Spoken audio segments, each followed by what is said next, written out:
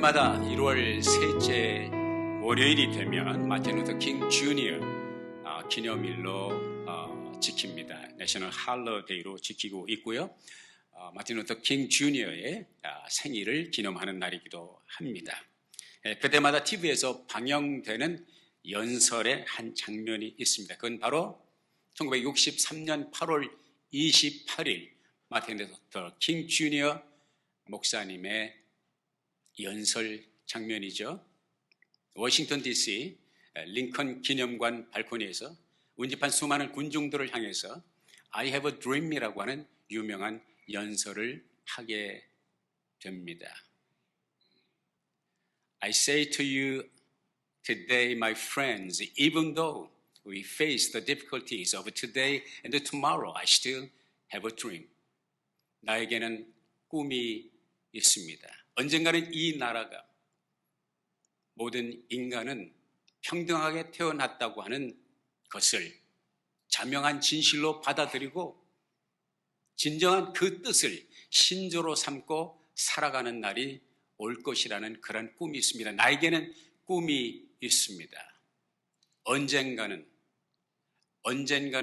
조지아 붉은 언덕 위에 옛 노예의 후손들과 옛 주인의 후손들이 형제애의 식탁에 함께 둘러 앉는 그날이 올 것을 저는 꿈으로 가지고 있습니다. I still have a dream. 내 아이들이 피부색이 아니라 인격으로 평가받는 그러한 나라에서 사는 날이 올 것이라는 꿈을 가지고 있습니다. I have a dream. 너무나도 유명한 인류 역사의 가장 위대했던 연설 가운데 하나로 꼽히는 것이 바로 마틴 루터 킹 주니어 목사님의 I have a dream이라고 하는 그런 명연설이죠. 하지만 그래서 이 꿈 때문에 많은 사람들이 마틴 루터 킹 주니어처럼 마틴 루터 킹 주니어가 말한 것처럼 꿈을 가지십시오. 꿈을 가져야 합니다. Always be ambitious. 꿈과 비전을 가지십시오. 청년과 젊은이들에게 이러한 도전을 주는 명구가 많이 있습니다. 참으로 귀하고 참으로 아름다운 것이죠. 하지만 모든 꿈이 다 좋은 꿈은 아닙니다. 어떤 꿈은 꾸어서는 안 될 그런 꿈이 있습니다. 허망한 꿈, 살리는 꿈이 아니라 죽이는 꿈. 괜히 히틀러가 세계 정복의 꿈을 가졌을 때에 그의 꿈 때문에 600만 유대인이 학살당했습니다. 그 외에도 수많은 사람들이 고통을 겪었고 또 죽어갔다는 것을 우리가 알고 있습니다. 우리 대한민국 역사에 보면 김일성, 김정일, 김정은 3부자가 꾼 꿈 때문에 적화 통일의 꿈 때문에 얼마나 많은 희생이 지금도 계속되고 있습니까? 여러분 아시는 대로 지금 지구촌에 어떤 한 사람의 꿈 때문에 그 잘못된 꿈 때문에 온 세계가 고통받고 있다는 사실, 제가 그 이름을 밝히지는 않겠습니다. 잘못된 꿈은 살리는 꿈이 아니라 죽이는 꿈이고 허무한 꿈이고 좋지 못한 결과를 얻어내는 꿈입니다. 히틀러 이전에 김일성, 김정일, 김정은 이전에 그리고 저쪽에 계신 그분의 꿈 이전에 꾸어서는 안 될 꿈을 꾼 또 하나의 장본인이 있으니 성경은 그를 사단 마귀라고 합니다. 그가 꾸어서는 안 될 그 꿈은 무엇이었는가? 이사야서 14장 12절에 이렇게 말씀하고 있어요. 같이 한번 읽어볼까요? 시작. 너 아침의 아들 계명성이여 어찌 그리 하늘에서 떨어졌으며 너 열국을 엎은 자여 어찌 그리 땅에 찍혔는고 내가 내 마음에 이르기를 내가 하늘에 올라 하나님의 뭇별 위에 나의 보좌를 높이리라. 내가 북극 지폐의 산 위에 좌정하리라. 가장 높은 구름에 올라 지극히 높은 자와 비기리라 하도다. 꾸어서는 안 될 그 꿈을 사단이 교만한 하나님께 도전하는 그런 잘못된 꿈을 꾸었을 때에 이 세상에 죄악이 들어오게 되고 고통의 역사 시작되었다는 사실을 성경은 우리들에게 증거해 주고 있습니다. 그러나 꿈 가운데는 살리는 꿈, 좋은 꿈, 미래가 있는 아름다운 꿈들이 있습니다. 그리고 그 꿈은 하나님께서 주신다고 하는 사실인 것입니다. 우상숭배가 만연했던 갈대아 우르에서 하나님은 한 사람을 부르셔서 그에게 상상할 수도 없었던 꿈을 주셨습니다. 아브라함이라고 하는 사람을 부르셨어요. 그 아브라함에게 하나님은 새로운 꿈을 주십니다. 가나안의 꿈을 주십니다. 너의 씨로 말미암아 천하 만민이 복을 받을 것이라는 엄청난 꿈을 주십니다. 그리고 그 꿈의 실현으로 아브라함의 후손인 아들 예수 그리스도가 이 세상에 오셨습니다.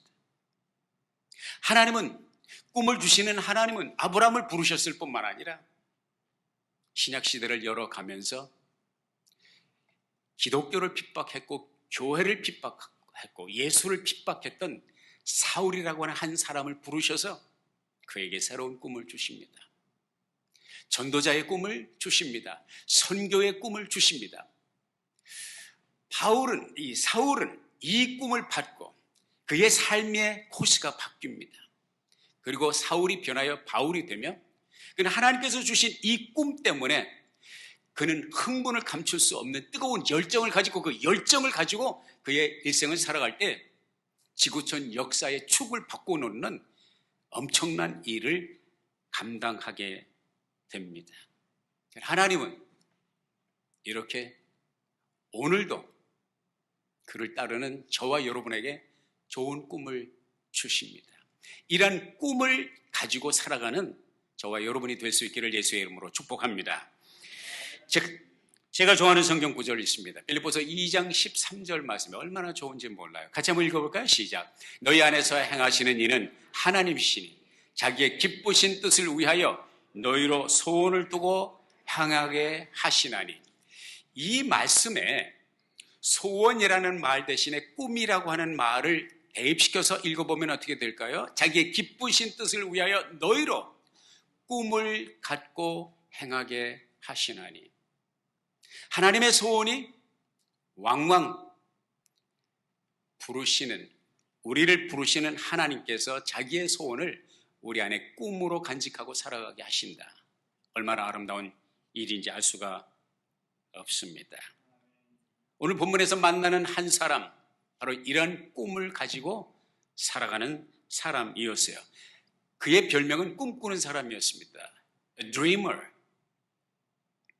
일찍이 10대 청소년의 나이에 그 꿈을 꾸었고 그 꿈이 그의 일생의 항로를 결정하게 됩니다. 그 꿈이 이 한 청년의 일생을 좌우하게 됩니다. 그리고 본문에 나온 함께 읽은 말씀은 그 꿈이 이루어지는 역사 대하 드라마의 클라이맥스, 절정을 보게 됩니다. 다름 아닌 야곱의 11번째 아들인 요셉이라고 하는 사람이었습니다. 그가 하루는 꿈을 꾸고 나서 그 꿈이 나도 하도 희한하여 형들에게, 10형들에게, 물론 이제 동생 베냐민도 있습니다만 베냐민은 아주 늦게 태어났죠. 형들에게 자기가 꾼 꿈을 얘기를 합니다. 같이 읽어볼까요? 창세기 37장 6절부터 11절까지입니다. 같이 읽어보겠습니다. 요셉이 형들에게 말하였다. 내가 꾼 꿈 이야기를 한번 들어보셔요. 우리가 밭에서 곡식단을 묶고 있었어요. 그런데 갑자기 내가 묶은 단이 우뚝 일어서고 형들의 단이 나의 단을 둘러서서 절을 하였어요. 형들이 그에게 말하였다. 내가 우리의 왕이라도 될성 싶으냐? 정말로 내가 우리를 다스릴 참이냐? 형들은 그의 꿈과 그가 한 말 때문에 그를 더욱더 미워하였다. 얼마 뒤에 그는 또 다른 꿈을 꾸고 그것을 형들에게 말하였다. 들어보셔요. 또 꿈을 꾸었어요. 이번에는 해와 달과 별 한 개가 나에게 절을 했어요. 그가 아버지와 형들에게 이렇게 말할 때에 그의 아버지가 그를 꾸짖었다. 네가 꾼 그 꿈이 무엇이냐? 그래, 나하고 너의 어머니하고 너의 형들이 함께 너에게로 가서 땅에 엎드려서 너에게 절을 할 것이란 말이냐? 그의 형들은 그를 시기하였지만 아버지는 그 말을 마음에 두었다. 꿈이라는 것이 뭐예요? 원래 잠재의식 속에 있는 것들이 꿈에서 드러나는 거잖아요. 표출되는 것이죠. 그러나 요셉이 지금 형들에게 말한 이 꿈은 그런 잠재의식 속에 평소에 소원하던 것들이 꿈으로 표출된 것이 아닙니다. 순전히 자기가 생각지도 않았고 상상해 본 적도 없는 희한한 일들을 하나님께서 꿈으로 그에게 주셨다는 것입니다. 다시 말해서 이 꿈은 하나님께서 요셉에게 주시는 그의 일생에 이뤄가실 하나님의 아름다운 구속의 역사의 큰 장면을 약속으로 주셨다는 것이다. 이 꿈은 하나님이 요셉에게 주신 약속이었다고 하는 사실. 요셉이 세상을 다스리고 천하 만민들에게 호령할 강력한 영향력을 가진 사람으로서 하나님께서 쓰실 것을 약속으로 주셨다고 하는 말씀이고요. 그러나 요셉이 이 꿈 때문에 이 꿈을 형들에게 이야기함으로써 요셉의 생애에 행복이 끝이 나고 불행이 시작되었다는 사실을 보게 되는데요. 다시 한번 본문 전으로 돌아가서 37장 3절에 보면 다 같이 시작. 이스라엘은 늙음하게 요셉을 얻었으므로 다른 아들들보다 요셉을 더 사랑하여서 그에게 화려한 옷을 지어서 입혔다. 형들은 아버지가 그를 자기들보다 더 사랑하는 것을 보고서 요셉을 미워하며 그에게 말 한마디도 다정스럽게 하는 법이 없었다. 한 번은 요셉이 꿈을 꾸고서 그것을 형들에게 말한 일이 있는데 그 일이 있은 뒤로부터 형들은 그를 더욱더 미워하였다. 참 아이러니한 일이죠. 이해가 안 가는 역설적인 일입니다. 요셉의 아버지가 누구예요? 야곱이잖아요. 야곱의 일생의 트라우마, 야곱의 일생의 눈물과 아픔의 이유는 무엇입니까? 아버지의 사랑을 받지 못했다는 거예요. 아버지 이삭은 형 에서는 사랑하고 형 에서를 총애했지만 자기에게 관심이 없었습니다. 형에게 주는 그 관심과 형에게 주는 그 애정의 절반도 야곱은 받지 못했어요. 거절당한 사람입니다. 그 때문에 그의 가문에 참으로 핏빛이 물드는 안타깝고 불행한 일들이 이어졌다는 것을 우리가 잘 알고 형과 동생, 아버지와 아들 사이의 불목, 아니 온 집안이 영어로 표현해서 dysfunctional family, 불목과 불화가 계속되는, 그것이 수십 년 동안 계속되는 참 불행의 역사가 있었다는 것입니다. 그런데요, 그 편애에, 아버지의 편애에 희생양이 된 야곱이 지금 아들들에게 무엇을 하고 있어요? 편애를 하고 있어요. 우리 한국말 속 때문에 그런 말이 있죠. 시집살이 당한 며느리가 시어머니가 되면 뭘 시킨다? 시집살이를 더 세게 시킨다는 것이죠. 지금 야곱은 이 편애의 희생양으로서 아픔을 겪은 사람으로서 다시 그 아들들에게 편애를 보여주고 있다는 사실을 발견하게 됩니다. 형들의 심기가 얼마나 불편했겠어요.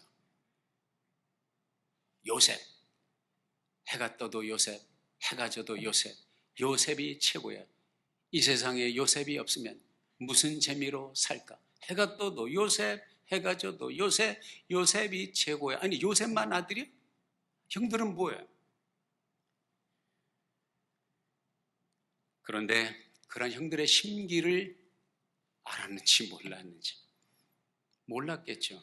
요셉은 천연덕스럽게 그 말도 안 되는 그 꿈을 형들에게 이야기함으로써 형들의 질투와 형들의 자기를 미워하는 그 증오에 기름에 불을 붙이듯이, 불에 기름을 붓듯이 지르고 있습니다.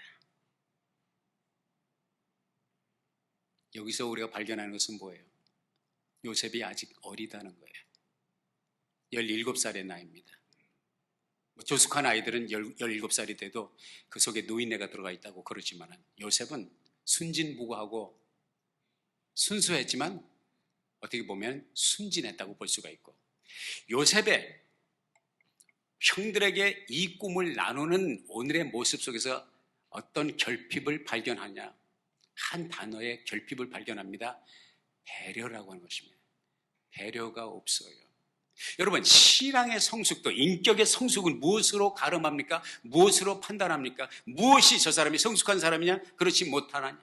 시금석이 뭐예요? 배려입니다. 근데 그 배려라고 하는 아름다운 덕목은 어떻게 만들어지느냐? 고난을 통해서 만들어집니다. 사람이 고생을 많이 하면, 많이 당하면, 트라우마를 겪게 되면 트라우마를 겪는 사람들의 마음을 헤아릴 수 있는 배려가 생기더라. 이만큼 살아보니까 그런 거 느끼지 않습니까? 고생하지 않은 사람은 고생하는 사람의 심정을 몰라요. 배려를 할 수가 없습니다. 지금 요셉은 아버지의 총애와 편애를 받으면서, 한 몸에 받으면서 고생 없이 살았어요. 형들이 가서 일을 할 때 자기는 집 안에서 아버지의 사랑을 듬뿍 받으면서 자란 시절입니다. 형들의 심기를 살필 여유가 없었고, 그 ability, capacity, 능력 자체가 없습니다. 배려가 없습니다. 하나님은 요셉을 들어 쓰시기 위해서는 배려라는 것을 훈련을 시키셨어야 됐습니다. 형들이 내 앞에 다 절을 한다는 것이요, 아버지 어머니까지 자기 앞에 절을 한다는 것이, 이거 가당키나 한 것입니까? 형들이 요셉을 어떻게 생각하겠어요? 본래 미워했는데 그 꿈을 얘기할 때 형들은 동생을 어느 정도 미워했습니까? 죽이고 싶도록 미워했습니다. 그런데 그 죽이고 싶도록 미워한 증오에 복수혈전이 펼쳐지는 기가 막힌 찬스가 왔어요. 그것은 마치 원수를 외나무 다리에서 만난 듯한 형들이 그 동생을 죽일 수 있는 기회가 왔습니다. 헤브론에서 아버지가 요셉에게 심부름을 보냅니다. 그날에 보침을 하고 형들이 먹을 것을, 도시락을 배달하라는 그런 명령을 내리고, 요셉은, 천진난만한 요셉은, 그 앞에 무슨 일이 다가오는지 전혀 알지 못하는 요셉은 Yes sir, 아빠 그렇게 할게요. 그리고 간 것이 어디까지 갔느냐? 도단까지 갔습니다. 헤브론에서 도단까지는 제가 구글 맵을, 현재 그제 구글 맵을 보니까 91.9마일이더라고요. 60번 이스라엘 국도로 직행을 해서 가면 91.9마일인데, 옛날에 요셉이 형들을 찾아갈 때 그렇게 국도를 따라서 직행을 했겠으면 그렇지 않았겠죠. 적어도 100마일은 넘었겠죠. 100마일이면 몇 리입니까? 400리입니다. 남한의 땅끝에서 서울 과거 시험을 볼 때 열흘을 온다고 그러잖아요. 천리길을 열흘을 걸려서 온다고 그러잖아요. 그 적어도 나을 길을 가야 되는 것이죠. 사방천지에 사람이 보이지 않는, 자기들이 기르는 가축대와 야생동물만이 득실거리는 그곳에서, 아버지도 어머니도 없는 그곳에서 요셉은 그 요셉을 죽이도록 증오했던 10 형제들을 1대10으로 맞닥뜨립니다. 그 장면을 이렇게 설명해 주고 있어요. 창세기 37장 18절에 보면, 같이 읽어볼까요? 시작. 그런데 그의 형들은 멀리서 그를 알아보고 그를 죽여버리려고 그가 그들에게 가까이 오기 전에 음모를 꾸몄다.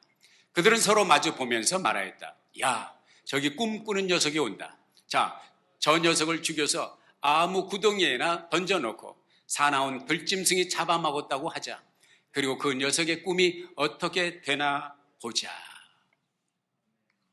이것이 형들의 한결같은 공모였습니다. 우여곡절 끝에 요셉은 다행히 죽지 않고 구사일생으로 목숨을 건집니다. 그 대신에 이집트로 가는 이스마엘 사람 보부상에게 은전 20의 노예로 팔리게 되죠. 요셉은 이역만리 타국의 이집트에서 노예로서 살아가야 하는 종살이의 삶이 시작됩니다. 도대체 무엇이 어디서부터 잘못된 것인가? What did I do wrong? 내가 무엇을 잘못했길래 내가 하루아침에 갑자기 노예로 전락하게 되었는가? 아니면 끊임없이 요셉은 자기 자신에게 또 하나님께 그런 질문을 던졌을 것입니다. 그에 대한 명쾌한 답을 그가 알아냈을까요? 알아냈다면 언제였을까요? 짧지 않은 긴 세월, 그렇게 이유를 알 수 없는 고난의 세월을 요셉은 견디고 살아내야만 했던 것이죠. 왕자, 프린스, 왕자의 대우를 받던 요셉이 하루아침에 노예로 전락됩니다. 채색 옷, 컬러풀 클로딩 옷을 입었던 그가 벌겨 벗겨지고 문명 옷을 입게 됩니다. 그의 요셉의 생애의 수직 낙하는 여기서 끝나지 않습니다. 더 밑바닥, 땅바닥이 아니라 땅바닥 밑에 지하실로 내려갑니다. 거기가 어디입니까? 이집트의 감옥에 들어가게, 억울한 옥살이를 하게 되죠. 요셉이 꿈만 꾸지 않았어도, 요셉이 그 꿈을 형들에게 이야기하지만 않았어도 아마 어쩌면 이런 상황까지는 오지 않았을 것입니다. 여기서 우리가 발견하는 영적인 교훈은 무엇입니까? 꿈은, 하나님의 약속은 대가 없이 성취되지 않는다고 하는 사실인 것입니다. 반드시 꿈은 꿈을 이루기 전에 치러야 할 대가가 있고, 약속은 약속이 성취되기 전에 통과해야 할 시련이라고 하는 통로가 있다는 것입니다. 마치 농부가 봄에 씨를 뿌리면 가을이 되면 저절로 곡식을 거두는 게 아니에요. 농사를 져야 돼요. 한여름, 저는 농부의 아들로서 살아면서 그 뜨거운 여름에 얼마나 많은 날을 우리 어머니 아버지께서 농토에 가서 실험을 하며 구슬땀을 흘리며 허리가 휘도록 일을 하시는지 잘 보고 살았습니다. 곡식은 그냥 얻어지는 것이 아닙니다. 수확은 그냥 얻어지는 것이 아닙니다. 꿈의 성취는, 약속의 성취는 그냥 만들어지는 것이 아닙니다. 시련과 땀 흘림과 고통이라는 여름을 통과해야만 가을에 결실이 온다는 사실. 꿈을 가지고 사는 것은 좋지만, 아니 내가 좋은 꿈을 꾸고 있는데 왜 내게 이런 시련이 오지? 내가 하나님의 영광을 위해서 비전을 가지고 사는데 왜 이렇게 나에게 어려운 일이, 왜 이렇게 고통스러운 날들이 끊임없지? 나만 겪고 있는 시련이라고 생각하십니까? 여러분의 생각의 모두를 바꾸시기를 도전합니다. 좋은 꿈을 가지고 산다는 것은 반드시 당신에게 시련의 때가 있다는 사실을 기억하십시오. 요셉은 그렇게 옥중 생활을 하죠. 그런데 요셉이 진짜 꿈꾸는 사람 같아요. 꿈의 사람인 것 같아요. 또 옥중에서도 또 꿈꾸는 사람들을 만나죠. 술 맡은 관원장과 떡 맡은 관원장, 바로 왕의 측근에서 모셔섰던 두 사람을 만나게 됩니다. 그러니까 요셉이 지금 옥중 생활을 하는데 그 옥이 보통 옥이 아니에요. 하이 랭크 어피셜들이 와서 옥고를 치고 있는 곳이라는 것이죠. 한 사람은 살아나는 꿈이고 복직이 되는 꿈이고, 다른 한 사람은 죽는 꿈을 꾸었어요. 근데 자기들은 그 꿈을 꾸고서 꿈이 무슨 내용인지, 어떻게 해몽을 해야 되는지 알 수가 없어요. 요셉에게 이야기를 했을 때 요셉이 명쾌하게 해몽을 해줍니다. 당신은 죽을 꿈이고, 죄송합니다, 당신은 살아나고 복직될 꿈, 바로를 다시 모시게 될 꿈입니다. 신기하게도 꿈대로 한 사람은 사흘 후에 죽고 한 사람은 사흘 후에 복직이 됩니다. 살아납니다. 요셉이 그 사람이 나가기 전에 그랬어요. 당신이 나가거들란 바로 왕 앞에 모셔 설 때 나를 기억해 주십시오. Please remember me. I will. 내가 기억할게 라고 약속했지만 그 약속은 까마득하게 잊혀졌습니다. 술 맡은 관원장은 복직 후에 요셉을 전혀 기억하지 못했습니다. 아마 어쩌면 요셉의 시련 가운데 가장 어렵고 힘든 그 기간이 아니었을까, 그런 생각이 됩니다. 요셉은 형들에게 또 부모에게 잊혀진 사람으로서 살아가고 있습니다. 아무도 기억하지 않는 낯설은 이역 땅에서 그 가운데서도 지하실과 같은 감방 생활을 합니다. 감옥 생활을 합니다. 잊혀진 사람이에요. Nobody remembers me. 완벽한 무인도에서 혼자 있는 듯한 요셉. 그러나 그를 아직도 잊지 않고 계신 분이 한 분 계셨습니다. 바로 그에게 꿈을 주셨고 약속을 주셨던 하나님 자신이셨습니다. 이사야서 49장은 15절에 이렇게 말씀하고 있습니다. 같이 읽어봅시다. 시작. 여인이 어찌 그 젖먹는 자식을 잊겠으며 자기 태에서 난 아들을 긍휼히 여기지 않겠느냐. 그들은 혹시 잊을지라도 나는 너를 잊지 아니할 것이다. 내가 너를 내 손바닥에 새겼고 너의 성벽이 항상 내 앞에 있나니. 오늘 주님께서 요셉의 스토리를 통해서 우리에게 말씀하시는 메시지가 무엇입니까? 저와 여러분이 걸어가는 오늘이라고 하는 삶의 현실이 척박하고 답답하고 숨을 쉴 수 없을 것 같고 외롭고 버려주고 rejection, total loneliness, solitude, 완전한 고독 속에 잊혀진 사람이라고 느낄 때조차도 나와 여러분을 이 세상에 보내신 우리 하나님은 네 어머니는 너를 잊을지라도 나는 너를 잊지 않겠다 말씀하고 계십니다. 그 하나님은 약속을 주셨고 꿈을 주셨을 뿐만 아니라 그 꿈을 이루기까지, 그 약속을 성취하시기까지 포기하지 않으신다고 하는 사실인 것입니다. 나는 사도 바울의 이 확신에 찬 이 고백을 참 좋아해요. 빌립보서 2장 13절에 이렇게 말씀하고 있습니다. 너희 속에 착한 일을 시작하신 이가 그리스도 예수의 날까지 이루실 줄을 우리가 확신하노라. 그 하나님의 은혜로 요셉은 그 힘든 과정을 견뎌낼 뿐만 아니라 삶의 최선을 다합니다. 여러분 이거 아십니까? 하나님께서 요셉을 연단하시고 요셉을 배려하는 사람으로 만들고 요셉의 인격을 바꾸시고 요셉을 깊고 원대하고 큰 사람으로 만들어가는 과정 속에서 요셉이 우리들에게 보여주는 삶의 방정식, 삶의 패턴은 무엇입니까? 그가 형들에게 배신당하고 이역 말리 이집트 보부상에게 은전 20에 팔리고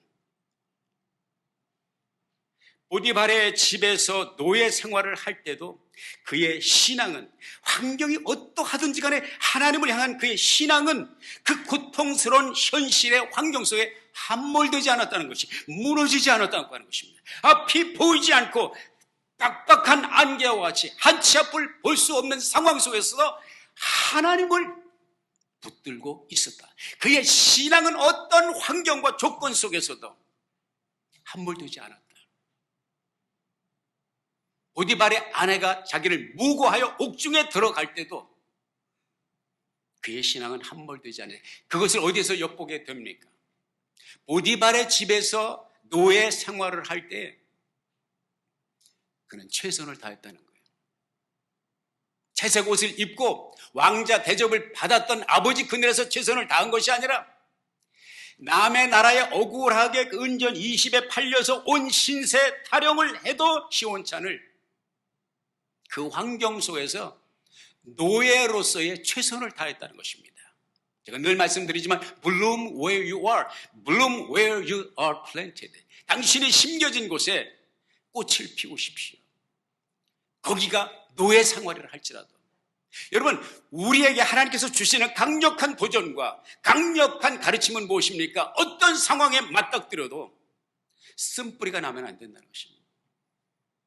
나는 성공하는 사람과 성공하지 못하는 사람을 구분하는 그러한 해안을 하나님께서 주셨습니다. 환경 속에서 쓴뿌리가 나는 사람은 절대로 성공하지 못합니다. 억울한 환경 속에서 쓴뿌리가 나는 사람은 성공하지 못합니다. 이것은 하나님께서 우리를 연단하시는 과정입니다. 요셉보다 더 심한 억울한 사정을 경험한 분이 계십니까? 요셉은 쓴뿌리가 나지 않았어요. 옥중에 들어갈 때 영어로 피리파리, 연민의 잔치, 연민의 쓴뿌리, 신세타령 충분히 할 수 있었죠. 요셉은 어떠한 구절 속에서도 그런 모습이 보이지 않습니다. 종으로 팔려갔을 때 종으로 최선을 다했고 옥중에 들어가서 옥고를 치르면서 인매트에 최선을 다하니 옥사장이 그에게 전옥의 모든 일을 그에게 맡겼다고 그랬어요. 옥중에 있으면서도 요셉은 그 책임자가 모든 일을 요셉에게 맡길 만큼 신임을 받았던 사람이 쓴뿌리가 있어요? 없습니다. 피리팔이 있어요? 없습니다. 하나님을 마음에 두고 하나님을 의식하는 사람들의 삶의 방정식입니다. 그는 쓴뿌리가 자랄 토양을 그 누구에게도 허락하지 않았습니다. 자기가 맞닥뜨린 환경이 마음에 들든지 그렇지 않든지 하나님께서 허락하신 모든 환경을 받아들였어요. 소화했어요. 묵묵히 눈물의 빵을 먹으면서 여전히 하나님 앞에 기도하며 하나님 앞에 하소연하는 사람으로, 오직 하나님 앞에서 눈물을 흘리는 사람으로 남아 있었습니다. 그리고 그는 총리 대신이 된 후에도 교만하거나 형들을 처벌하는 개인적 감정에 휘둘리지 않았습니다. 그리고 하나님은, 그가 의지했던 하나님은, 그가 두었던 유일한 희망봉이 되시는 하나님은 요셉에게 약속하신 그 약속과 꿈을 이루기 위해서 부단히 역사하고 계셨습니다. 여러분, 삶은 기회입니다. 하나님의 꿈과 약속을 실현하는 기회입니다. 여러분이 만나는 모든 사람 다 기회입니다. 여러분이 처해 있는 모든 환경 다 기회입니다. 여러분이 신앙으로 다져진 사람이라는 것을 입증할 수 있는 기회입니다. 여러분이 어떤 환경 속에서 쓴뿌리가 나지 않는다는 것을 하나님 앞에 입증해 볼 수 있는 기회입니다. 보는 것으로, 들리는 것으로 살지 않고 믿음으로 산다는 것을 증명할 수 있는 기회입니다. 감정으로 살지 않고 믿음으로 살 수 있는 기회입니다. 왜? 그것은 하나님이 우리에게 주신 약속과 꿈을 이루어가는 과정이기 때문입니다. 꿈이 있어도 시련이 있는 거라 말하지 마십시오. 꿈이 있으면 반드시 시련이 있는 거예요. 시련의 과정이 꿈을 성취하는 과정이기 때문입니다. 요셉의 꿈을 통해서 가르쳐 주시는 하나님의 약속을 붙잡고 하나님이 포기하지 않는 한 절대로 포기하지 않고 하나님의 타이밍에 요셉이 본문 말씀에서 보여준 그 꿈의 시련과 약속의 시련을 경험하고 이집트의 총리 대신이 되며 이집트 전국을 통솔하고 살릴 뿐만 아니라 형들을 살리고 부모를 살리고 가문을 살리고 내가 사는 이 엄청난 꿈의 시련을 경험한 것처럼 하나님의 꿈의 시련, 약속의 시련을 체험하는 여러분 되시기를 주의 이름으로 축복합니다. 기도하겠습니다. 아버지 하나님, 주신 말씀 육비에 바로 새기고 어렵고 힘든 삶의 여정에서 요셉의 신앙을 기억하며 쓴뿌리를 제거하며 믿음으로 살아가 요셉이 경험했던 꿈의 시련, 약속의 시련 우리 모두 경험할 수 있도록 인도해 주세요. 예수님의 이름으로 기도했습니다. 아멘.